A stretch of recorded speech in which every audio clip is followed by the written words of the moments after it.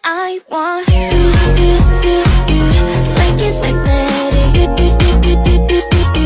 Super ignorant.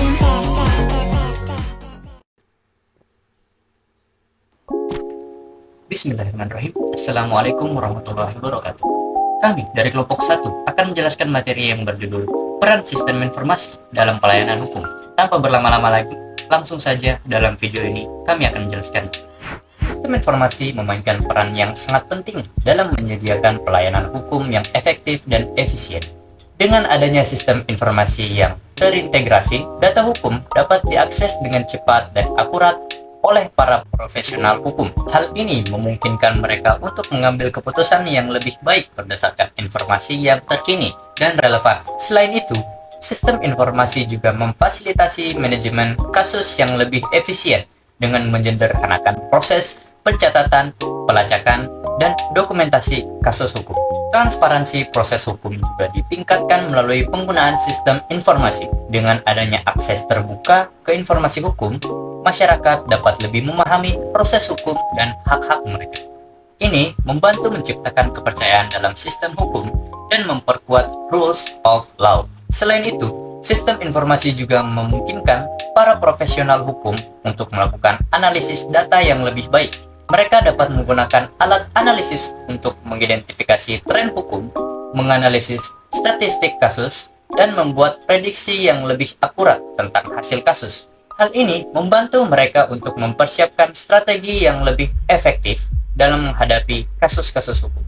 Secara keseluruhan, peran sistem informasi dalam melayani hukum sangatlah signifikan. Dengan menyelidiki akses yang cepat dan akurat ke informasi hukum, memfasilitasi manajemen kasus yang efisien, meningkatkan transparansi proses hukum, dan memungkinkan analisis data yang lebih baik. Sistem informasi membantu meningkatkan efektivitas dan keadilan dalam sistem hukum. Analisis kebutuhan sistem informasi dalam lingkungan hukum bertujuan untuk mengidentifikasi kebutuhan khusus yang harus dipenuhi oleh sistem informasi di bidang hukum. Berikut adalah beberapa poin kunci dalam analisis tersebut. Yang pertama, manajemen kasus. Sistem informasi harus mendukung manajemen efisien dan terstruktur dari berbagai kasus hukum, termasuk informasi klien, dokumentasi kasus, jadwal pengadilan, dan komunikasi antara pihak terlibat. Yang kedua, manajemen dokumen. Kebutuhan akan pengelolaan dokumen yang efisien dan aman sangat penting dalam lingkungan hukum. Sistem harus dapat mengatur, menyimpan, dan memberikan akses terkendali terhadap dokumen hukum yang sensitif. Yang ketiga, integrasi dengan peraturan hukum. Sistem informasi harus mampu mengintegrasikan database dengan peraturan hukum dan praktek terbaru untuk memastikan informasi yang akurat dan tepat waktu. Yang keempat, kepatuhan hukum. Kebutuhan akan fungsi yang mendukung pemantauan dan pelaporan terkait kepatuhan hukum seperti audit, penanganan konflik kepentingan, dan pengaturan privasi data. Yang kelima, kolaborasi tim. Lingkungan hukum melibatkan kerja tim yang erat. Oleh karena itu, sistem informasi harus mendukung kolaborasi antara anggota tim hukum termasuk berbagai informasi, jadwal, dan tugas. Yang keenam, keamanan dan privasi. Perlindungan data klien dan informasi rahasia lainnya adalah prioritas utama. Sistem harus memiliki kontrol akses yang ketat dan fitur keamanan untuk mencegah akses tidak sah. Yang ketujuh, analisis kinerja. Sistem informasi harus dapat memberikan analisis kinerja untuk membantu pengambilan keputusan dan perencanaan strategis dalam kaitannya dengan penyelesaian kasus, produktivitas tim, dan efisien biaya. Yang kedelapan, pengelolaan waktu dan tugas. Sistem harus mendukung pengelolaan jadwal yang efisien, penugasan tugas, dan pengawasan waktu untuk proyek hukum yang berbeda. Dengan mengidentifikasi dan memahami kebutuhan ini, sebuah sistem informasi dapat dirancang dan dikembangkan untuk mendukung operasi dan efektif dan efisien di lingkungan hukum. Desain dan implementasi sistem informasi khusus untuk pelayanan hukum memerlukan pendekatan yang terencana dan terstruktur. Berikut adalah langkah-langkah yang dapat diambil dalam proses tersebut. Pertama, analisis kebutuhan.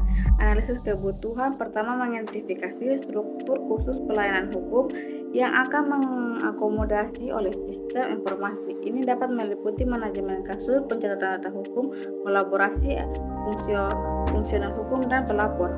Kedua, perancangan sistem. Perancangan sistem membuat desain sistem yang mencakup struktur database, antar muka pengguna, alur kerja, dan fitur-fitur khusus yang dibutuhkan. Pastikan memenuhi memenuhi kebutuhan pengguna dan keamanan data yang sensitif. Ketiga, pengembangan implementasi desain menjadi sebuah aplikasi atau platform yang fungsional. Ini melibatkan programmer dan pengujian dan infrastruktur dengan infrastruktur IT yang ada. Keempat, pelatihan penggunaan. Pelatihan penggunaan dilakukan untuk penggunaan sistem termasuk para profesional hukum dan staf pendukung. Pastikan mereka memahami cara penggunaan sistem dengan efektif dan mendukung tugas-tugas mereka dalam pelayanan hukum. Kelima, pengujian dan evaluasi.